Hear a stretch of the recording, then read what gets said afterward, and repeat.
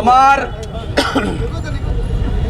প্রাণপ্রিয় শ্রমিক ভাই যারা এখানে আছেন, আমাদের ক্ষুদ্র ব্যবসায়ী যারা এখানে আছেন, আমাদের হকার ভাইয়েরা যারা এখানে আছেন, আপনারা আপনাদের দাবি আদায়ের ব্যাপারে দীর্ঘদিন থেকে এই পবিত্র নগরী সিলেটে আন্দোলন করছেন।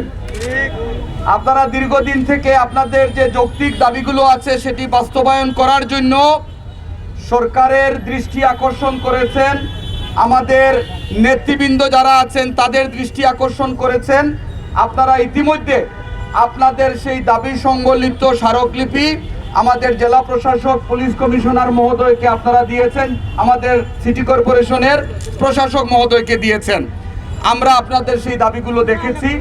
আপনাদের দাবিগুলো দেখে আমাদের কাছে মনে হয়েছে যে আপনাদের এই প্রত্যেকটি দাবি শতভাগ যৌক্তিক।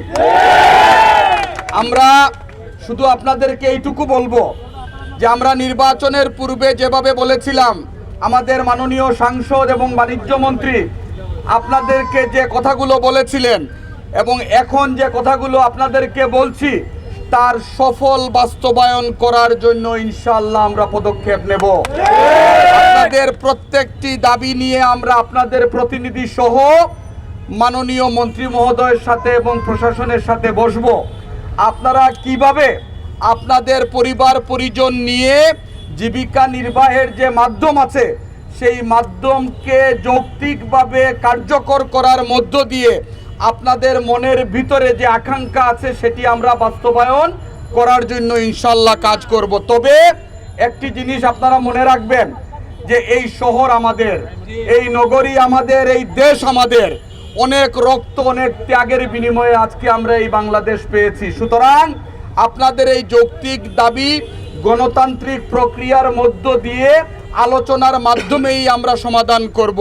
এই আন্দোলনকে যাতে কেউ ভিন্ন খাতে প্রবাহিত না করতে পারে, আইন শৃঙ্খলা পরিস্থিতির অবনতি হয়, এইরকম পরিস্থিতি যাতে কেউ তৈরি করতে না পারে, এই ব্যাপারে কিন্তু আপনারা সজাগ দৃষ্টি রাখবেন।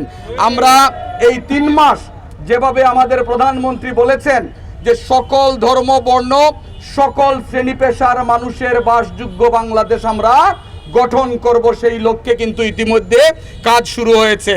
আপনারা বলেছেন যে অফিস ছুটির পরে আমরা কিছু সময় যদি সুযোগটা দেন তাহলে আমরা পরিবার পরিজন নিয়ে বাঁচতে পারি, খেতে পারি।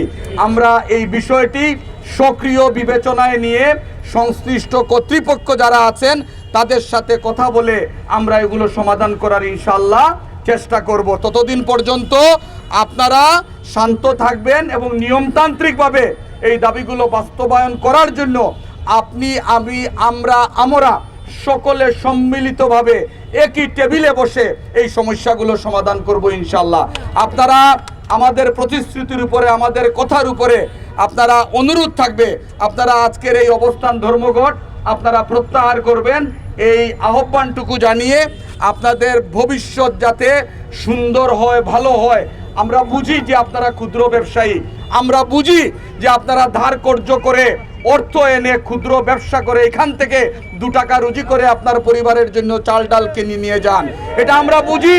আর বুঝি বলেই আপনাদের কাতারে দাঁড়িয়ে আজকে আমরা প্রতিশ্রুতি দিচ্ছি, সাধারণ সম্পাদক কথা বলেছেন, ইনশাআল্লাহ আপনাদের সেই জীবিকা নির্বাহের পথ রেখেই আমরা আইন কার্যকর করব। আপনাদেরকে বিপদে ফেলে নয়, আপনাদেরকে অভুক্ত রেখে নয়, এই প্রতিশ্রুতি দিয়ে আমি আমার বক্তব্য শেষ করছি। খোদা হাফেজ। বাংলাদেশ জিন্দাবাদ।